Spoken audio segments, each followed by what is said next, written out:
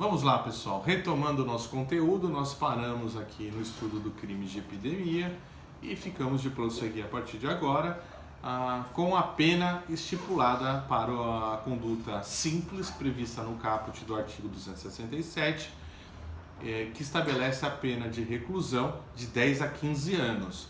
Essa pena foi definida pela Lei 8.072 de 90. Vocês sabem que lei é essa? Essa lei é aquela que trata dos crimes hediondos. Já ouviram falar em crimes hediondos?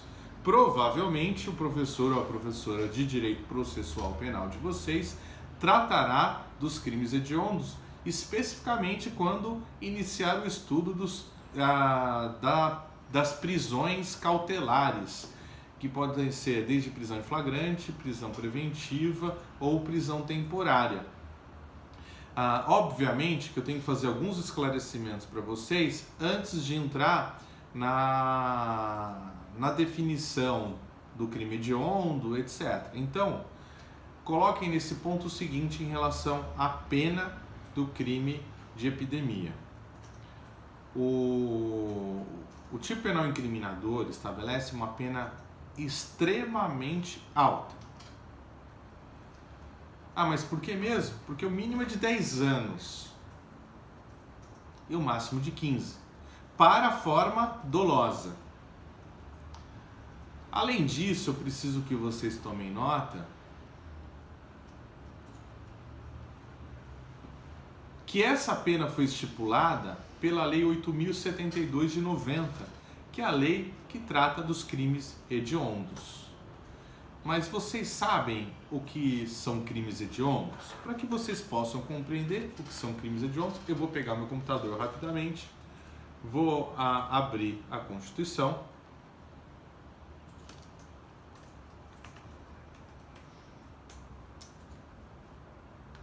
Aconselho que vocês façam o mesmo. E aí digitem lá no buscador hediondo. E vocês vão se deparar com o artigo 5º, inciso 43, é o XL 3 pauzinhos, tá? Vocês se confundem muito com os algarismos romanos. E diz o artigo 5º, inciso 43 da Constituição: a lei considerará crimes inafiançáveis e insuscetíveis de graça ou anistia tortura, tráfico de drogas e terrorismo. Então nós temos 3 crimes, gravem isso: tortura, tráfico de drogas e terrorismo, que dizem respeito à hediondez constitucional. Já vou explicar isso. Além disso, a própria Constituição remete à legislação infraconstitucional, dizendo o seguinte, que também serão crimes hediondos aqueles definidos em lei como tanto, e que responderão por eles os mandantes, executores e aqueles que, podendo evitá-lo ou evitá-los, se omitirem. Então, nós temos aí uma definição constitucional de crimes hediondos, mas uma definição constitucional que não diz o que é, e propositalmente eu vou segurar e vou estabelecer o conceito só no final. Eu preciso realizar esse caminho de construção para se chegar no conceito. Então, tenha um pouco de paciência, vamos compreender os aspectos para podermos conceituar aí até em conjunto e concluindo essa etapa do tratamento sobre a pena e sobre a hediondez eventual desse crime. Também não vou dizer se ele é crime hediondo ou não, mas é importante que vocês saibam a princípio que a pena foi fixada, foi estabelecida pela Lei 8.072 de 1990. Então vamos lá. Essa lei foi editada e ela trouxe lá um rol no artigo 1º de crimes classificados como hediondos. Acontece que esse rol repete: tráfico de drogas, terrorismo e a tortura como crimes hediondos. E aí eu pergunto para vocês, se a Lei 8.072, no seu artigo 1º, omitisse um desses 3 crimes estabelecidos na Constituição, eles deixariam de ser hediondos? Essa pergunta é bacana. Para responder, vocês precisam recapitular alguns conceitos de direito constitucional. Vocês se recordam da classificação das normas constitucionais?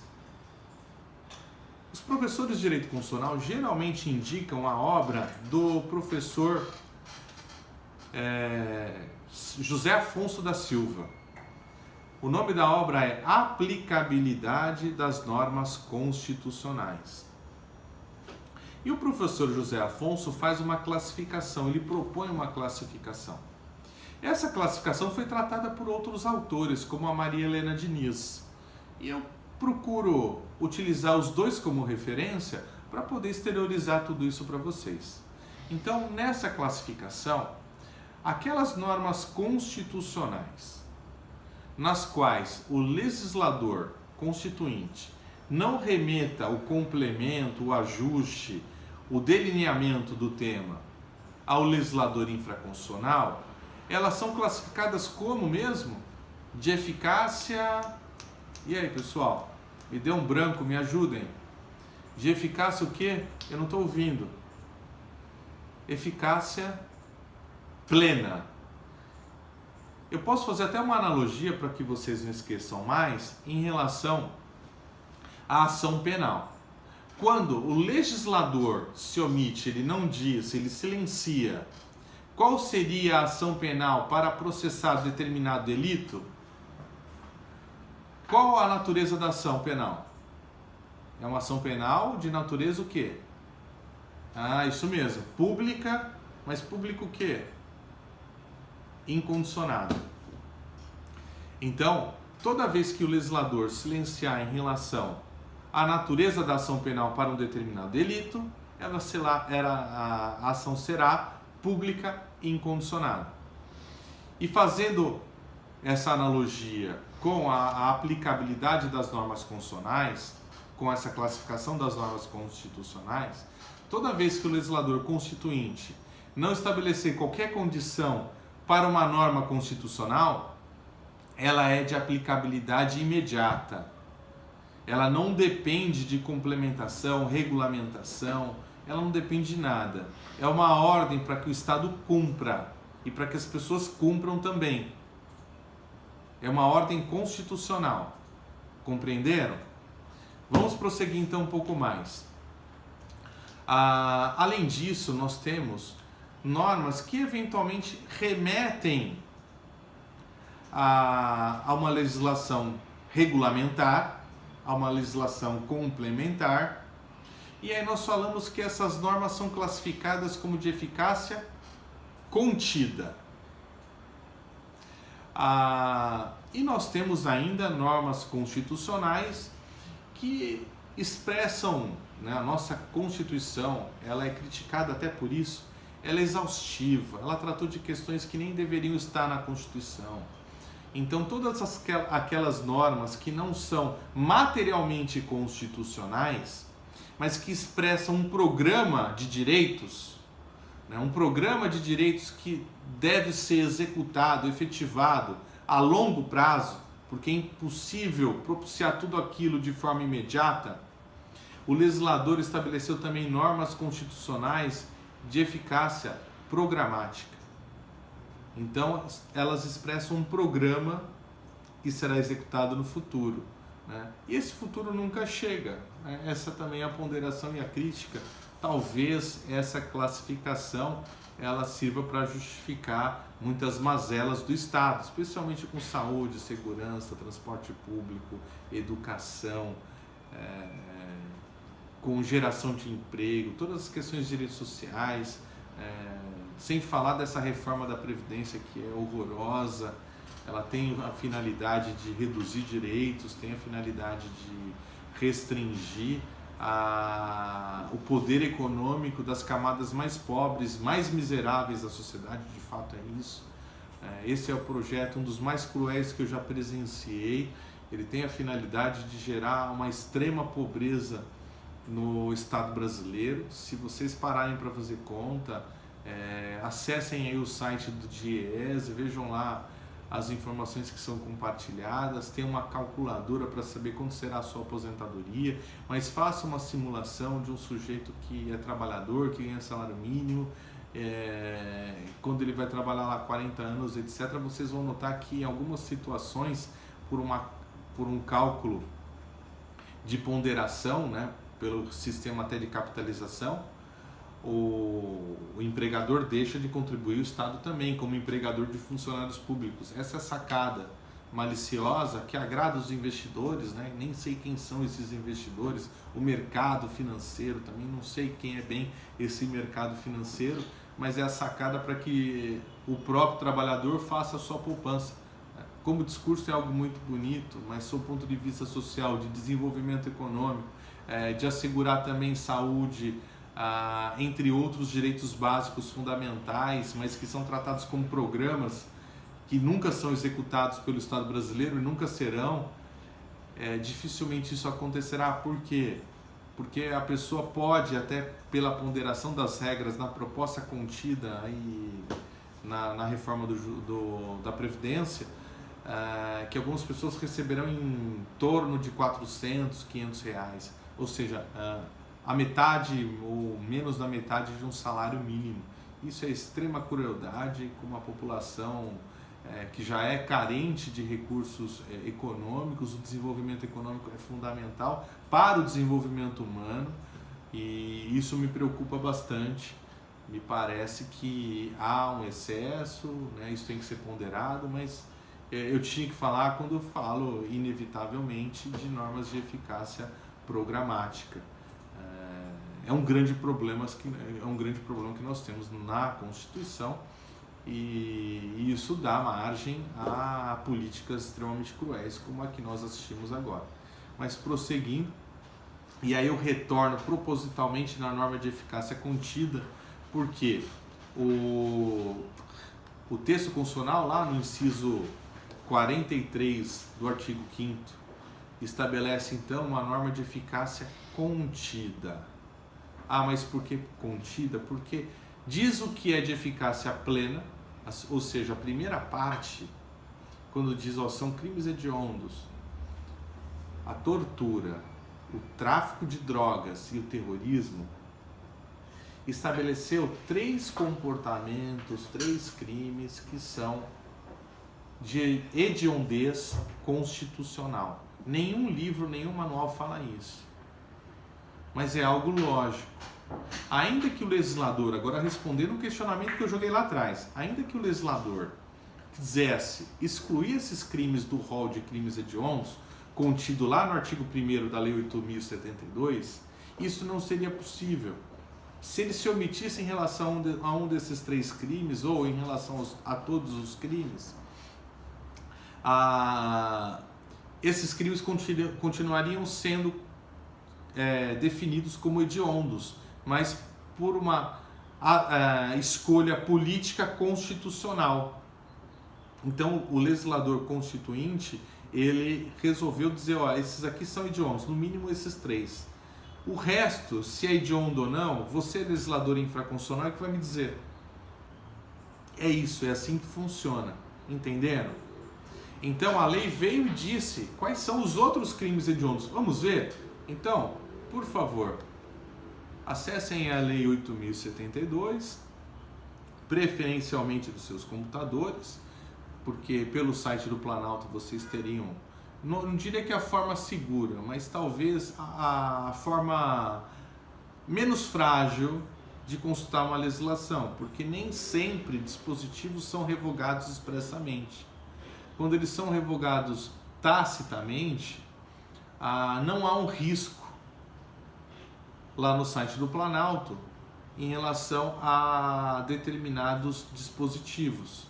E aí você precisa realizar uma interpretação sistêmica global para que possa compreender se aquela norma está ou não contida no sistema normativo brasileiro. Mas vamos lá. Olhando o rol, que foi alterado por diversas vezes, então são crimes hediondos, o homicídio praticado em grupo de extermínio, ainda que por um só agente, e além disso o homicídio qualificado.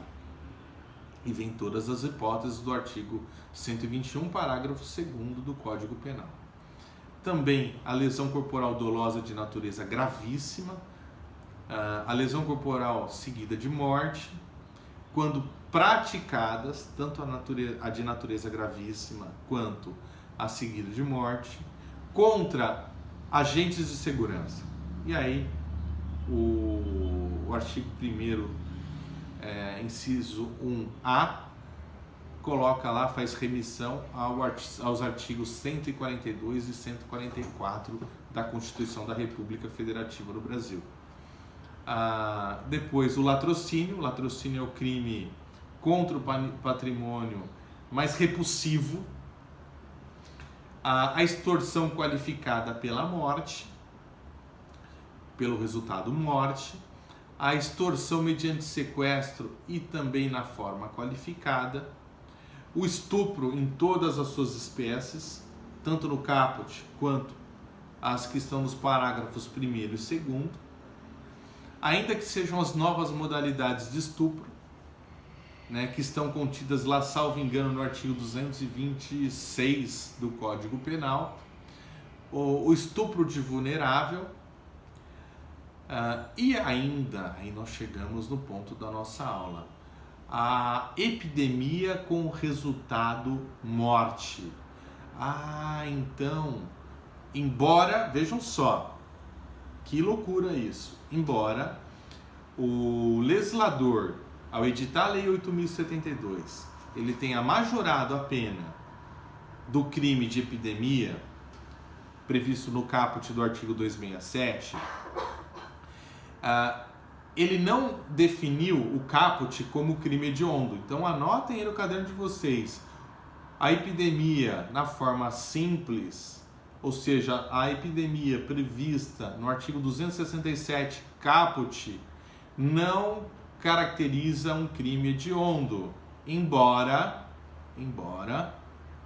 o legislador tenha majorado a sua pena por meio da Lei de Crimes Hediondos. Compreenderam? Mas então, qual epidemia é hedionda? A epidemia que caracteriza um crime pré-doloso, ou seja, a epidemia de um crime qualificado pelo resultado morte. É o teor do parágrafo 1º do artigo 267 do Código Penal. Essa epidemia é hedionda, por determinação da Lei 8.072, que é o artigo 1º, inciso 7. Tudo bem?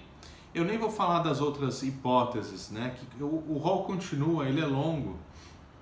Tem mais algumas hipóteses aí de crimes considerados hediondos por determinação legal. É uma escolha política. O legislador constituinte, como eu falei há pouco, resolveu delegar ao poder legislativo, né, ao poder político, a escolha de outros crimes hediondos, além daqueles 3, mas vocês vão notar que não há uma definição, nem na própria Lei de Crimes Hediondos, do que seria crime hediondo. Isso é um problema para nós. Há até uma extensão, né, no parágrafo único do artigo 1º da 8.072 que consagra como hediondo também o genocídio. Mas para poder compreender esse fenômeno crime hediondo, além da questão terminológica, que eu vou falar já já, é preciso estudar um pouco mais, não só o que a Constituição disse, que fala que é insuscetível os crimes hediondos, né, eles são inafiançáveis e insuscetíveis de graça ou anistia.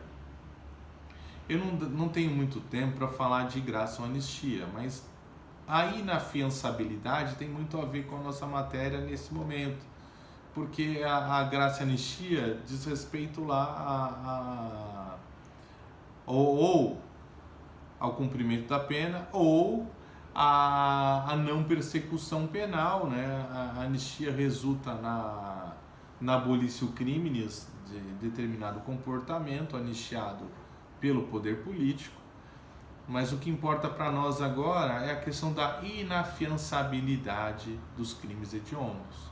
Embora vocês não tenham estudado isso, eu preciso passar alguns esclarecimentos antes de prosseguir. Então, o artigo 2º da Lei 8.072, lá no inciso 1, diz que os crimes hediondos são insuscetíveis, repetindo o texto constitucional, mas com acréscimo de anistia, graça e indulto. E além disso, de fiança.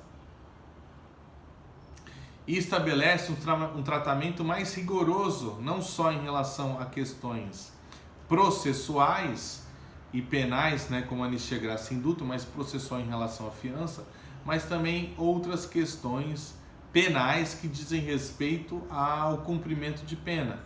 A princípio, o legislador estabeleceu que os condenados por crimes hediondos cumpririam a pena em regime integralmente fechado.